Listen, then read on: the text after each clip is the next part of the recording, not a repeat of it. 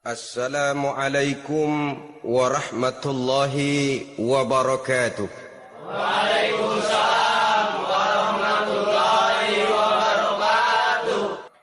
Saudara-saudara kaum muslimin rahimakumullah. Pada dasarnya agama adalah aturan. Orang yang beragama adalah orang yang hidup memakai aturan. Berbeda dengan undang-undang hukum pada umumnya, maka aturan agama ini tidak hanya berisi perintah dan larangan. Ia di samping berisi perintah juga berisi anjuran, pembolehan, pencelaan, dan larangan. Dalam bahasa yang lebih dikenal, perintah adalah sesuatu yang apabila dilaksanakan beroleh pahala, sedang apabila ditinggalkan mendapat sanksi dosa. Amalan semacam ini dinamakan amalan yang wajib. Sedangkan anjuran, sesuatu yang apabila kita kerjakan beroleh pahala, apabila kita tinggalkan tidak beroleh dosa. Amalan semacam ini dikenal dengan amalan sunnah. Pembolehan adalah sesuatu yang boleh saja, artinya boleh dikerjakan, boleh pula ditinggalkan, dan amalan semacam ini kita sebut dengan amalan mubah.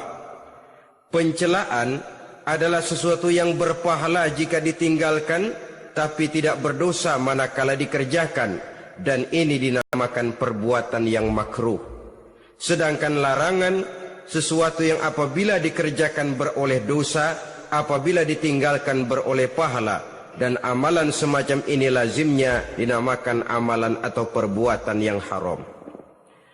Kalau agama merupakan aturan, maka konsekuensinya tentu ia berisi perintah dan larangan. Apabila perintah dilaksanakan, maka Allah Subhanahu wa ta'ala memberikan balasan berupa pahala. Sedangkan apabila larangan yang dikerjakan, Allah pun akan memberikan ganjaran yang bernama dosa. Baik pahala maupun dosa adalah sesuatu yang abstrak. Sesuatu yang tidak nampak, tidak kelihatan oleh pandangan mata yang zahir. Itu sebabnya barangkali di zaman materialistis seperti sekarang ini, orang kurang tergerak mengejar pahala dan malah kadang-kadang terangsang untuk berbuat dosa. Karena pahala dan dosa sesuatu yang tidak kelihatan oleh pandangan mata yang zahir ini. Namun sungguh pun demikian, pahala dan dosa bisa mendatangkan kebahagiaan atau kegelisahan batin. Bersabda Rasulullah sallallahu alaihi wasallam, "Iza sarratka hasanatuka wa sa'atka sayyi'atuka fa anta mu'min." Apabila perbuatanmu yang baik menyebabkan engkau bahagia, apabila perbuatanmu yang baik menyebabkan engkau gembira, dan perbuatanmu yang jahat menyebabkan engkau jadi susah, itulah tanda bahwa di hatimu masih ada iman. Artinya, belum tentu orang yang berbuat baik merasa bahagia dengan kebaikan yang dikerjakannya. Dan tidak selamanya orang yang berbuat jahat sanggup menyesali perbuatan jahatnya. Oleh karenanya, apabila iman masih ada, apabila hati masih hidup, perbuatan yang baik menyebabkan orang gembira, perbuatan yang jahat menyebabkan orang susah dan gelisah hatinya. Ini mengandung pelajaran.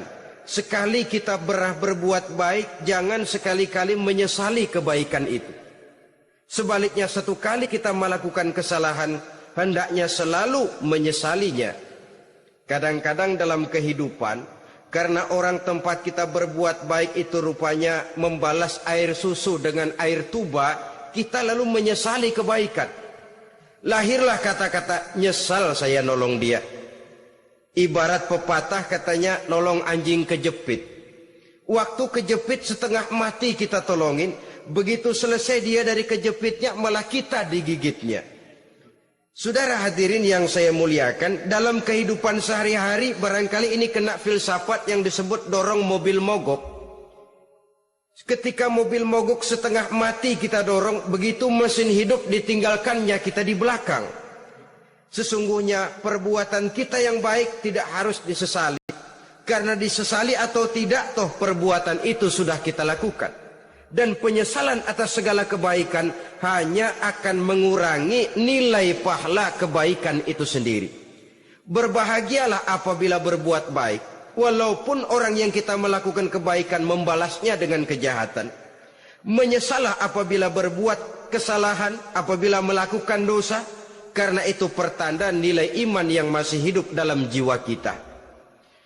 Saudara-saudara kaum muslimin yang berbahagia, jadi sungguh pun pahala dan dosa sesuatu yang abstrak, efeknya jelas dia mendatangkan kebahagiaan atau membawa kepada kegelisahan batin di dalam kehidupan manusia. Orang di zaman materialis kurang terangsang berbuat pahala dan terdorong melakukan dosa. Kenapa? Karena pahala tidak kelihatan, dosa tidak nampak. Kalau pahala kelihatan, barangkali nggak kuat kita mikul pahala. Kalau dosa benjol, umpama tiap bikin dosa palanya benjol, barangkali sudah nggak karu-karuan kepala kita. Baik pahala, baik dosa, sesuatu yang tidak nampak oleh pandangan mata zahir, tapi yang punya efek dalam kehidupan ini. Orang yang banyak pahalanya dengan orang yang banyak dosanya, kalau dia berjalan barangkali sulit kita membedakan. Tapi efeknya dalam kehidupan ini jelas adanya. Sesuatu yang bernama pahala kita perlukan, karena hidup tidak berhenti hingga di sini. Sesuatu yang bernama dosa harus kita hindarkan, karena ada kelanjutan sesudah hidup yang sekarang ini. Kehidupan dari satu pertanggungan jawab. Itu sebabnya Imam Ghazali dalam bahasa yang indah sekali berpesan, Jadidis safinah fa innal bahra amiq wa khuziz zad fa inna safara ba'id. Perbarui selalu kapalmu, rawat, jaga baik-baik, dandani kapalmu, fa innal bahra amiq, karena sesungguhnya lautan ini sangat dalam. Satu bahasa yang indah dari tamsil terhadap kehidupan. Perbaiki kapalmu karena lautan ini sangat dalam. Artinya jaga baik-baik hatimu, pelihara iman dan keyakinanmu, karena hidup ini bagaikan gelombang lautan. Tempo-tempo air tenang, tempo-tempo ombak menggila dan menggunung. Jaga iman baik-baik karena hidup penuh dengan cobaan dan ujian. Itu maksudnya. Wa khuziz zad fa inna safara ba'id. Dan bawa bekal yang banyak karena perjalanan hidup ini sangat panjang. Perjalanan ini sangat jauh. Kita kalau pergi keluar kota tentu saja membawa bekal. Makin jauh kota yang akan kita tuju, makin banyak bekal yang harus kita bawa.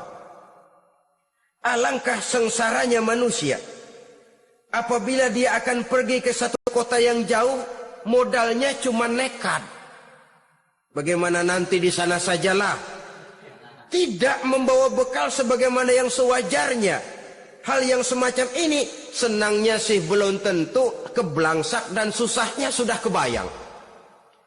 Itu dalam kehidupan di dunia ini. Bagaimana kalau sudah bicara tentang kehidupan yang akan datang?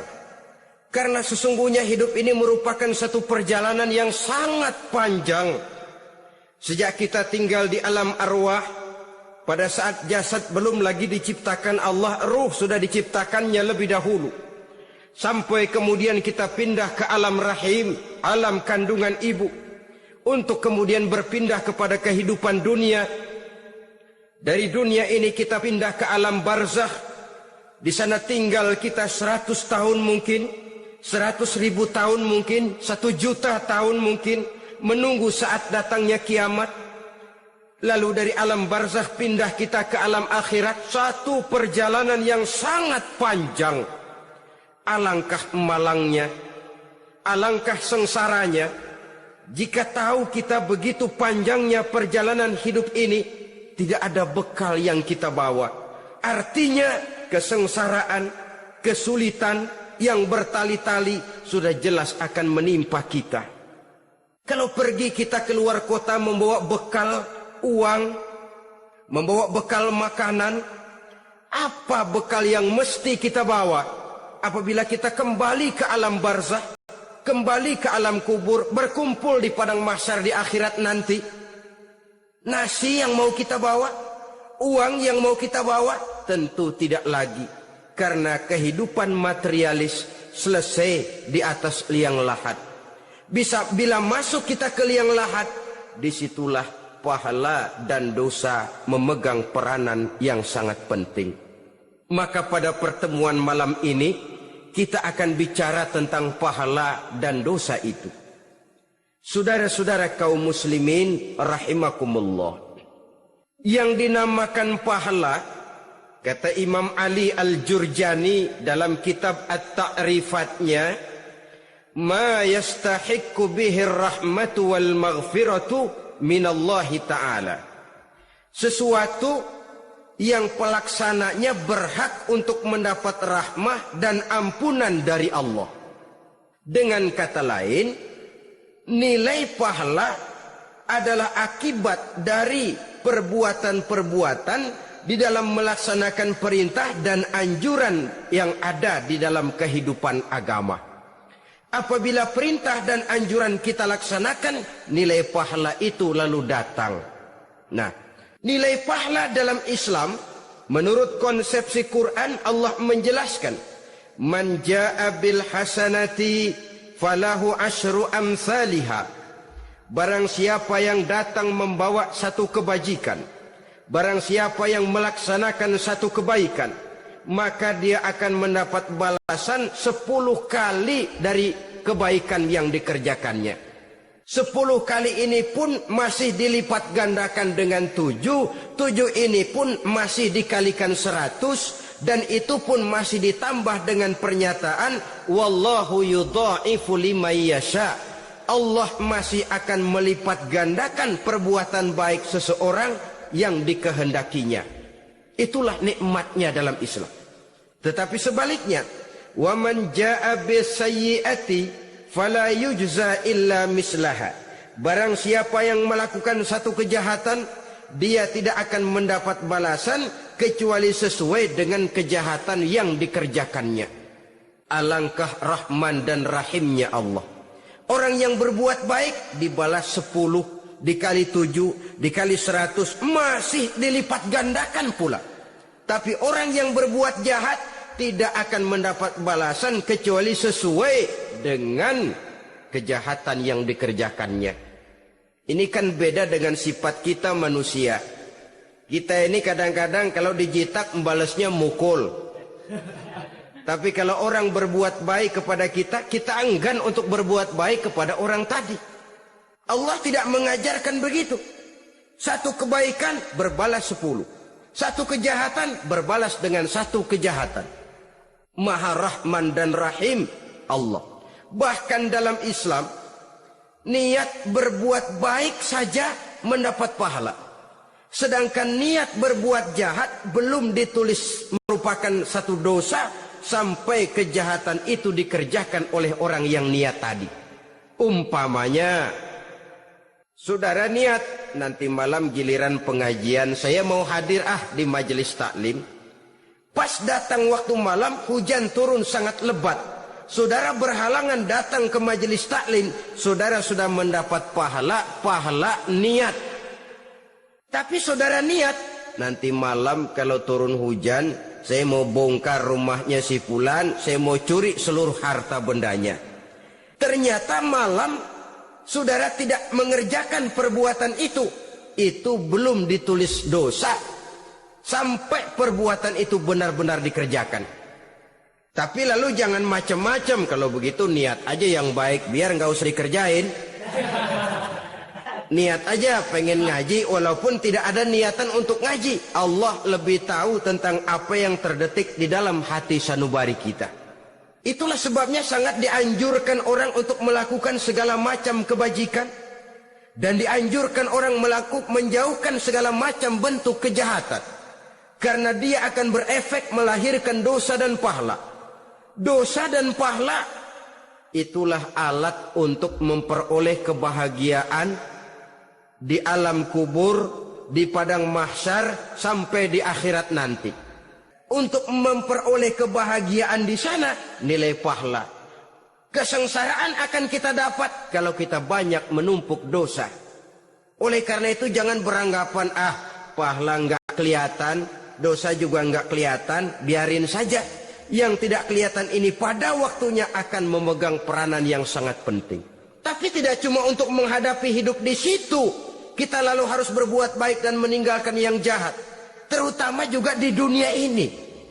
Toh pepatah bilang gajah mati meninggalkan gading, harimau mati meninggalkan belang.